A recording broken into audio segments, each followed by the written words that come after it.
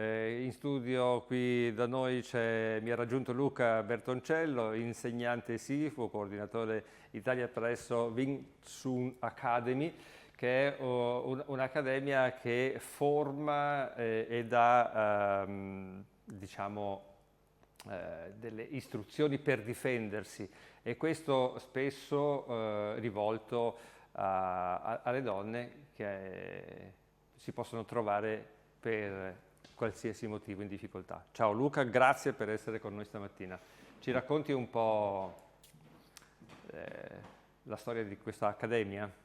Sì, buongiorno Massimo, grazie innanzitutto per l'invito e la disponibilità nel far conoscere la nostra accademia, che nasce nel 1992, quindi un'accademia storica, a livello nazionale è una delle più longeve, e da quell'anno è stata fondata dal nostro maestro Grandmaster Paul Tang, che è derivato dal referente europeo attuale Master Miriam Pons, e da quell'anno, dicevo, ci occupiamo di andare a divulgare una conoscenza e consapevolezza della propria persona attraverso quella che è la disciplina marziale del Wing Tsun Kung Fu.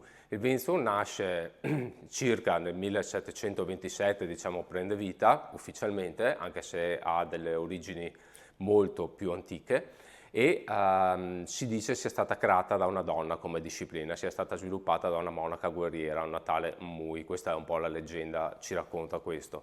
Che sia vero o meno questa leggenda, comunque sta di fatto che è una disciplina adatta sia per uomini e donne, ma non facendo particolare utilizzo di forza, è molto utile per le persone minute, quindi per chi non ha una particolare predominanza fisica, e quindi in questo caso per le donne. Ecco, ci sono tra l'altro dei corsi, c'è una locandina, Matteo, ecco, perfetto, dovresti vedere, lo vedi il mio computer, difesa personale femminile, verranno mostrate e insegnate soluzioni rapidi ed efficaci di autodifesa per potersi districare da situazioni di pericolo, aumentando la capacità di reazione ed accrescendo le proprie sicurezze. Quindi il coraggio di agire. Le donne ce l'hanno perché spesso purtroppo dobbiamo documentare situazioni di pericolo e a volte addirittura ci scappa il morto. Abbiamo dei segnali, no? Che sono stati anche spiegati, documentati con degli spot pubblicitari, quando magari una coppia sta passeggiando e la donna fa dei segnali con la mano, con pollice e che fa un pugno e ti dà il segnale che è in pericolo, che c'è rischio di violenza, di persecuzione e quant'altro. Ecco, qui in questo caso che risposta avete? Le donne hanno il coraggio di agire poi alla fine? Allora, il coraggio sicuramente ce l'hanno, purtroppo la società nei secoli le ha sempre messe in secondo piano, quindi ha sempre, diciamo, smorzato questa caratteristica, ma questa caratteristica di reazione istintiva ad un pericolo ce l'ha sia l'uomo che la donna. Faccio ogni tanto l'esempio con qualche mamma che magari può avere un bambino al supermercato e a un certo punto vede che il bambino sparisce e magari è stato rapito da una qualche persona, e a un certo punto vede che questa persona la rapisce. Questa mamma la prima cosa che fa è istintivamente andare ad ammazzare la persona che ha rapito il bambino. Quindi questo per fare un esempio che comunque la donna anche ce l'ha questo istinto, diciamo tra virgolette, aggressivo, che aggressivo non è sempre paragonato a violento, no? Però comunque questo istinto di sopravvivenza ce l'ha. Il problema è che bisogna tirarlo fuori, ma questo sia per l'uomo che per la donna, e bisogna calibrarlo, perché chiaramente sia per l'uno sia per l'altra parte va calibrata questa cosa. Comunque questi corsi che teniamo sono molto utili, molto spesso li teniamo con le amministrazioni comunali, come in questo caso.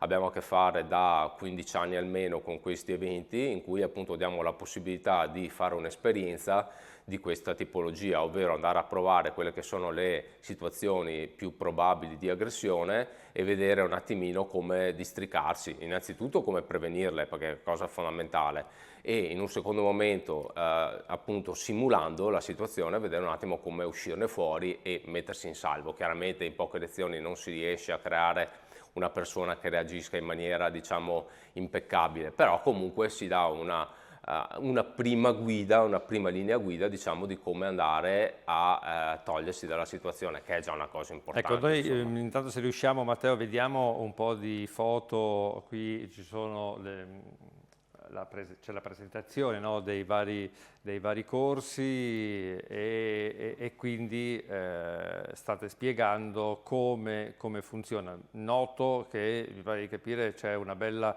partecipazione, quindi l'interesse da parte di giovani donne soprattutto è quello di riuscire appunto un giorno anche, sperando non capiti mai, ma perlomeno di sapersi difendere, solo che psicologicamente credo che in quei momenti è difficile entrare nella testa di una persona che si trovi in difficoltà, perché le reazioni sono molteplici, quindi delle volte ti blocchi, non sai proprio come reagire, solo che se c'è una presa che ti stringe, che ti blocca, probabilmente la reazione immediata nella difficoltà del momento è quella proprio di liberarti di questa stretta, no? E quindi di reagire. È possibile che sia anche questa una reazione? Diciamo che questa dovrebbe essere la reazione principale. In realtà molte volte, quasi sempre, se non si hanno esperienza si fa il contrario, si tende a fare il contrario, si tende ad andare in quello che viene definito blocco o gelo mentale, quindi si tende a chiudersi, perché la mente va in crash, di conseguenza anche il corpo va in blocco, va in chiusura. Quello che noi facciamo attraverso queste esperienze, come dicevo, è quello di andare a provare queste situazioni, anche se simulate, chiaramente non è mai una situazione come può apparire quella reale. Perché? Perché comunque la paura è figlia della non conoscenza, quindi la paura, la fobia che una persona può avere in caso di aggressione è prevalentemente figlia appunto di non aver mai provato quella situazione, fortunatamente. E quindi noi diamo la possibilità di provare quella situazione e di far sì di capire come la mente reagisce a quella particolare situazione, che può essere la presa al polso, può essere la presa da dietro, può essere la presa al collo. Questa tipologia di diciamo, verifica funzionale fa sì che abbiano questo minimo di consapevolezza dopo appunto nel riuscire a fare come giustamente hai detto tu, quindi andarti a togliere in maniera veloce, rapida e di vincolarti dalla situazione di aggressione. Questo è un po' quello che facciamo. Ecco, sì, andiamo anche a sentire qualche telefonata, perché comunque questo è un tema sulla difesa personale che non abbiamo trattato spessissimo. Con te sì, però c'è stata un'altra occasione e credo sempre poi nelle vicinanze dell'8 marzo, festa della donna e quant'altro, proprio per dare questo tipo di informazione, che c'è la possibilità di imparare delle tecniche di autodifesa che sono davvero importanti e fondamentali, perché non sai mai con chi hai a che fare. Pronto? Pronto? Buongiorno, chi parla? Massimo, buongiorno, sono Andrea che le telefono da Grosseto. Andrea, buongiorno. E vede, lei che è un martire, naturalmente è attento a prendere le botte. Perché si deve difendere? Non si può difendere. Volevo chiedere una cosa. Il martire deve solo subire, soffrire. Deve solo subire, perché povero martire. Però vorrei dire una cosa. Questo secondo me che con una disciplina abbastanza bene, ma ha detto il signore lì presente che eventualmente dovrebbero i comuni sono quelli che prendono questa iniziativa.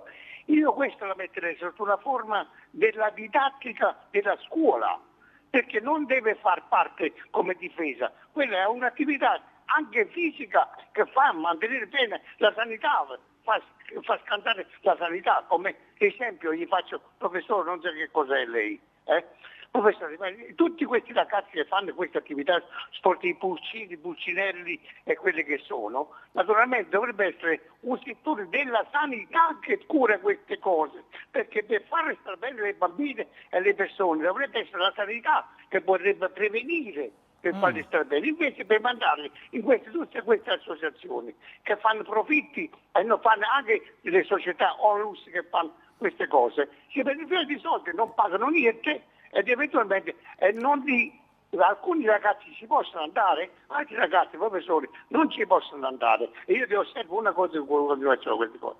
C'è stato in Italia un caso in una regione dove il presidente della regione era il sindaco, disse queste li leviamo dalla scuola questi soldi, perché dalla scuola deve essere coperte queste spese, perché io voglio tenere i miei cittadini in ordine della salute mentale prima di tutto, non per difendersi, ma per stare bene, per non far pagare i problemi agli altri del paese. Materia scolastica, quindi. Vabbè, grazie Andrea, o comunque materia anche sanitaria. Che ne pensi, Luca? Ma credo che comunque i comuni rispondano, no, a queste vostre iniziative che vanno tra le tecniche di difesa ma anche all'informazione. Fate una campagna di sensibilizzazione che è molto forte. Sì, una cosa che vorrei sottolineare è che quando facciamo questi eventi, queste lezioni, queste manifestazioni con i comuni, il tutto è completamente gratuito, cioè il tutto è completamente gratuito sia per le partecipanti sia per le amministrazioni comunali, cioè noi non prendiamo assolutamente nulla da questi eventi e quindi lo facciamo esclusivamente per il sociale, e voglio sottolineare che non lo facciamo solo qui a Campo San Martino o a Padova, ma questi eventi li teniamo a livello nazionale, quindi abbiamo tenuto degli eventi anche l'anno scorso con il comune di Bari ad esempio, 2 anni prima con il comune di Napoli. Chiaro che questi eventi sulla lunga distanza ne facciamo un po' meno all'anno rispetto a quelli che facciamo a livello, diciamo, regionale, però comunque siamo attivi in questo. Un'altra cosa importante, come diceva il telespettatore, è il fatto dell'educazione. Noi da una parte, diciamo, formiamo le donne, in questo caso, ma anche gli uomini, a una reazione istintiva, quindi diamo, diciamo, quelli che sono gli strumenti per potersi salvaguardare, ma dall'altro lato, con i nostri, diciamo, corsi tradizionali di disciplina tradizionale, insegniamo l'educazione, perché una cosa, come giustamente ha detto, importante è quella di educare. Sentivo anche prima con l'ospite di prima dei vari multe, eccetera, eccetera, per la gente. Ha ragione, io sono contro alle multe, eccetera, eccetera, sono per educare sarei, ok? Perché se tutti fossimo molto più educati non servirebbero tante multe, E stessa cosa è qua, se noi educhiamo le persone ad avere rispetto verso le altre persone, non ci dovrebbero essere bisogno né di polizia, né di segnali strani con le mani da fare, né di corsi antiaggressione. Chiaro che purtroppo questa è una cosa bellina, ma è abbastanza utopica, però noi ci proviamo nel nostro piccolo, tentiamo. Insomma, rifondare questa società è un'impresa non da poco, quindi. Però insomma far passare un certo tipo di informazione e aiutare a conoscere certe attività alle persone che ci seguono è sicuramente il nostro compito. Sentiamo chi c'è al telefono. Pronto? Buongiorno dottor Martire, sono Silvano da Milano. Buongiorno a lei. Complimenti anche a quel signore che io vorrei che tantissime scuole che si insegnano la difesa personale, perché vede, vuol dire tanto avere degli istruttori, perché io vengo, adesso ho 88 anni, dottore, complimenti a lei, guardi, ce ne vuole tanti come lei che insegnano a difendersi, perché vengo da giovane, ero un paracadutista della Folgore a 21 anni e ci hanno insegnato come difesa all'arma bianca e difesa personale, tanto vero che con questi istruttori che non ci hanno insegnato, perché io ero alto 1,63, sono alto, ed ero un paracadutista che quando dovevo salire sugli apparecchi mi dovevano spingere su col paracadute e più civile. Perciò con questa storia di questi istruttori che insegnano a 37 anni, c'era uno che era 1,82, ed era prepotente, che era in un locale che dava fastidio a una donna. E io mi sono intervenuto e ho detto: senti, questo qua si è voltato per buttarmi addosso quello che voleva fare, in 3 secondi era disteso per terra, dell'insegnamento degli istruttori come quel signore che ci hanno insegnato come in 3 secondi era disteso per terra, perché anche quando si è bassi e anche quando uno è un po' più alto, con certe mosse si può difendersi bene. Complimenti lei, signore, che non so come si chiama. Luca. Perché Si Ce ne chiama... vuole tante di scuole come lei, tante, per queste donne che sono sempre indifese, di insegnare come si fa a difendersi. Complimenti. Grazie Io vi Silvano, faccio- grazie mille per la sua testimonianza e aver raccontato anche la sua esperienza di vita, insomma. Luca, mi pare tanto lavoro da fare, come senti, no? Io qua, il mio pubblico è della terza età e quindi magari è sensibile, no, all'argomento della violenza sulle donne, dell'autodifesa, la sostiene, però magari si conosce un po' in periferia, c'è proprio bisogno, no, di fare un po' di conoscenza della materia e soprattutto di dare coraggio a molte donne che a volte subiscono e non hanno appunto il coraggio di difendersi o di denunciare anche. Sì, diciamo che volente o dolente a qualsiasi età si è, tra virgolette, bombardati da tutte queste informazioni che ci arrivano di continuo, di molestie o aggressioni o omicidi verso le donne. Ma questo, ripeto, è frutto di una società che purtroppo ha in sé anche una violenza non indifferente. Ho notato negli ultimi anni a livello generale nelle persone anche un'aggressività molto divampante rispetto a quello che era una volta, anche nella normalità. E questo è un grosso problema. E la cosa bella anche della disciplina che insegniamo è quella di farti capire, ok, anche la tranquillità, cioè di metterti in una situazione di equilibrio, ok? Perché è molto molto importante nella società e nella nostra vita vivere in una condizione di equilibrio. Non vuol dire essere troppo, cosa che a me non piace come termine, resilienti, ok? Sì. Proprio non piace come termine, Certo. ma significa trovare comunque un equilibrio tra quella che è l'aggressività, diciamo, anche nella vita, quindi non farsi schiacciare dalle persone, e quella che è chiaramente anche una vivere consapevolmente, vivere tranquillamente nella società, insomma. Magari Quindi... un corso di difesa personale può essere anche uno sfogo per scaricare un po' la tensione e l'aggressività. Ieri sera, a Notizie Oggi, ieri sera, con il direttore Vito Monaco si è parlato di disagio giovanile e riflettendo un po' su quello che sta succedendo un po' in giro per tutta l'Italia, questi giovani che girano armati, per una scarpa sporcata sparano e uccidono un ragazzo, oppure per uno sgarro con lo scooter o con un complimento magari eccessivo per alcuni fatto a una ragazza. Quindi c'è questa situazione che ci sta sfuggendo di mano. Poi magari ci ragioniamo su un attimo, prima sentiamo chi c'è al telefono. Pronto? Buongiorno signor Massimo, sono Sebastiano D'Abano, buongiorno a lei. Buongiorno Sebastiano. Luca. Grazie, buongiorno.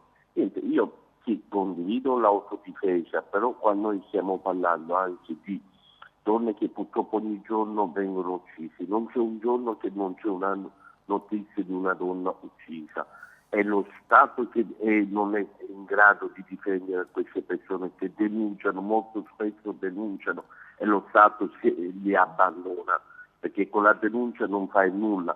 Ci vuole lo Stato che, se vede una donna che viene a denunciare, lo Stato deve andare da questo uomo e deve essere allontanato l'uomo da casa, perché deve essere punito l'uomo, non la donna.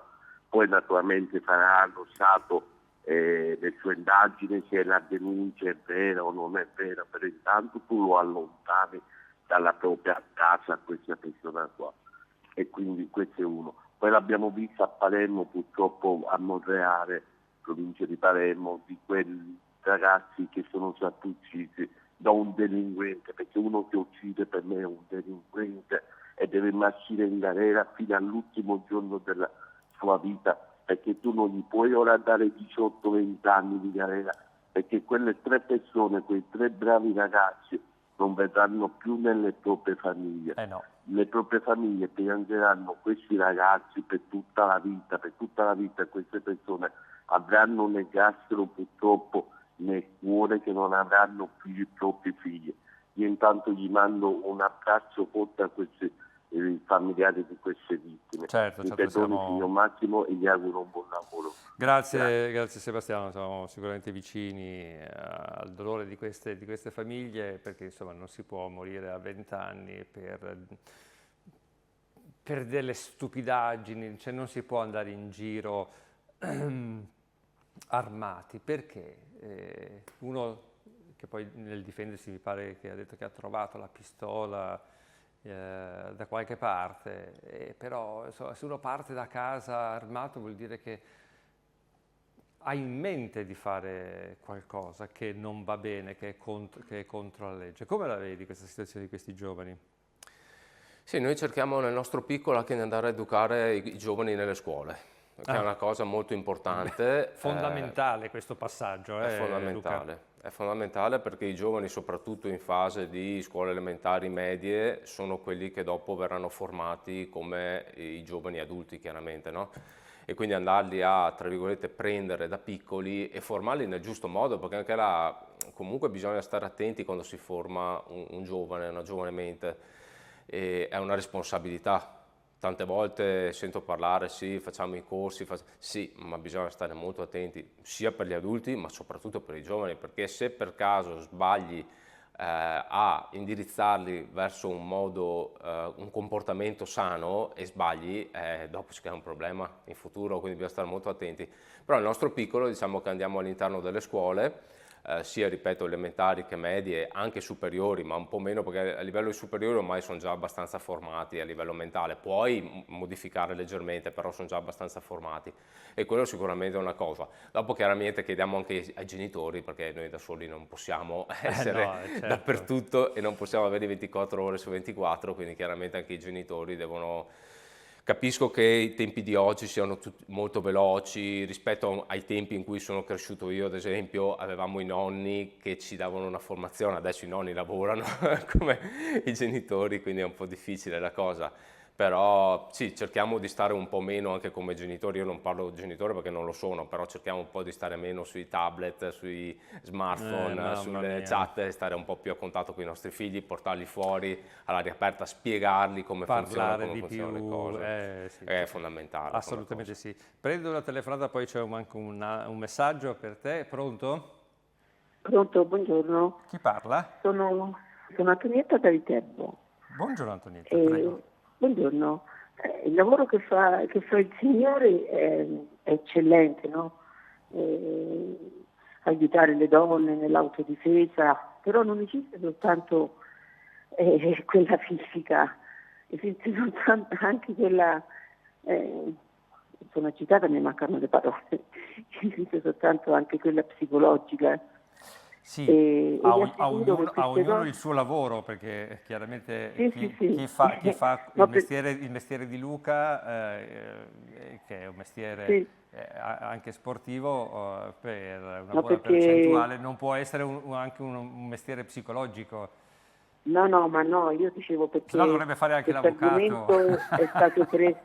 è stato preso qualche giorno fa dal dottor Versace, che diceva di questa violenza psicologica nei confronti per esempio dei padri separati, no? Sì. Io le parlo per esperienza personale quindi bisognerebbe che queste donne imparassero anche a essere più umani, perché non si può sempre tartassare le persone, ricattarle soprattutto quando ci sono i figli, non te li faccio vedere, no? E quindi bisognerebbe anche imparare a queste donne un po' più di umanità, mettiamola così. Dobbiamo tutti fare la nostra piccola parte, uomini e donne, entrambi. Sì. Certo. Ha ragione, perché per carità ci sono degli uomini che sono fuori di testa, che non accettano un no, che non accettano niente, ma le assicuro che ci sono delle donne che sono come la cuccia cinese, no? Sono proprio come la cuccia cinese. E quindi insomma, ecco, questo volevo dire. Non sono riuscita a prendere la linea l'altra volta con il dottor Versace, sono riuscita adesso con lei. Bene, mi fa piacere che ci abbia dato il suo punto di vista, il suo pensiero, anche grazie alla presenza di Luca Bertoncello stamattina qui a Canale Italia. C'è la signora Fedora invece che scrive, che sta ascoltando la trasmissione. Vorrei dire una cosa, io ho 72 anni e faccio Tai Chi. Ha 72 anni. E difesa personale. Mio figlio e nuora fanno anche loro e mio nipote fa karate. Vorrei consigliare a nonne come me e più grandi di me di fare queste lezioni. Bravo il nostro maestro della pazienza, che probabilmente sono io, e a questo maestro che ne sta parlando in questa trasmissione. Grazie signora Fedora. A 72 anni bisogna avere una bella energia, no? C'è un limite di età o... No, non prevalentemente, il limite è più mentale. Quando tu stai bene a livello mentale, stai bene a livello fisico chiaramente, perché comunque le due cose sono collegate, non è che corpo e mente sono distaccate. Chiaro che una persona che inizia la nostra pratica a 60-70 anni non ha il tempo fisico per arrivare a chissà dove, però comunque può praticare. Gli fa bene, perché comunque gli fa bene, è un esercizio fisico, diciamo, quello che teniamo anche noi nei nostri insegnamenti, nei nostri corsi, abbastanza per tutti, quindi blando, ognuno arriva fino a dove riesce ad arrivare, non essendoci gare o competizioni, ognuno appunto è libero di arrivare fino a dove ritiene opportuno arrivare, insomma, comunque fa sempre bene. C'è un'altra telefonata, dopo vi saluto, sentiamo chi c'è. Pronto? Pronto signora, buongiorno a tutte e due, sono Maria da Como. Buongiorno Maria. Io ringrazio questo ragazzo perché da giovane, io ho 80 anni, 81, mi veniva voglia di fare la difesa, solo che ai miei tempi davvero viaggiavo per Milano ma non c'era questa possibilità, perché non c'era questa violenza che c'è adesso. Io viaggiavo per le strade alle 11 di sera, non mi è mai capitato niente. Adesso che ho 81 anni vorrei avere qualche cosa, però io mi chiedo, ma tutta questa cattiveria, tutta questa violenza, tutta questa aggressione, ma lo sai che io quando viaggio per strada adesso mi viene paura? Ieri una ragazza col telefonino in mano attraversa la strada senza guardare. Se non freno questa la tiravo sotto. Ma dico, ma è necessario a tavola? Questo parte dalla famiglia. I genitori a tavola devono camminare insieme, non che il figlio abbia il telefono in mano. C'è la parte dei genitori, mi dispiace, io ho fatto anch'io il genitore, ma quando ero a tavola, ero a tavola. Quando sono ridicola perché sto giocando, sono lì che gioco. Le scuole possono fare tanto, però anche quello che va a fare l'insegnante deve essere una persona che sa che fare con dei ragazzi, e i ragazzi sono imprevedibili. Non può dire questo è simpatico e quello non è simpatico. E lei che fa questo lavoro, e la ringrazio che lo fa, penso che tutti quelli che vengono lei li tratti come col suo carattere, con educazione. Devono parlare con lei e lei altrettanto simpaticamente deve dare quello che fa insegnare agli altri. O sbaglio? Così, no, è così che funziona. Grazie Maria, grazie per la sua telefonata. Per chiudere, mi è arrivato anche questa locandina da Giorgio Rossi di Equitalia Solidale, che abbiamo fatto vedere tante volte in trasmissione, un fiore per Eva, ogni sillaba è puntata perché oltre ad avere questo nome talmente significativo, anche se ci mettiamo il punto tra una lettera e l'altra, il significato è questo: eliminiamo violenza e abusi, che è importante. Talvolta un piccolo gesto può fare molto, ma se non riusciamo a fare neanche questo, come può cambiare in meglio questo mondo? Lasciamoci così, troviamo una risposta, una soluzione a questo. Possiamo cambiare in meglio tutti noi? Sì, Parlando, dialogando. Il problema delle guerre è il fatto di non parlare, non si discute, non si trova una soluzione e i conflitti nascono da questo sia a livello familiare, nei conflitti di casa tra un uomo e una donna che dopo purtroppo spesso sfociano in situazioni di violenza e questo appare anche fuori tra ragazzi, tra genitore, figlio. Il problema è il dialogo, bisogna che reimpariamo a parlare. Bene, c'è anche Francesca che dice invece di educazione sessuale a scuola, difesa personale in tutte le scuole. Mia figlia ha fatto judo, campionessa in Toscana e devo dire che una mamma è più tranquilla. Francesca della provincia di Firenze. Grazie mille. Grazie a Luca Bertoncello, insegnante SIFU, e anche per questa campagna di sensibilizzazione dedicata alle donne e soprattutto alla difesa personale. Quindi questo è sicuramente un aspetto importante su cui dobbiamo continuare a fare informazione.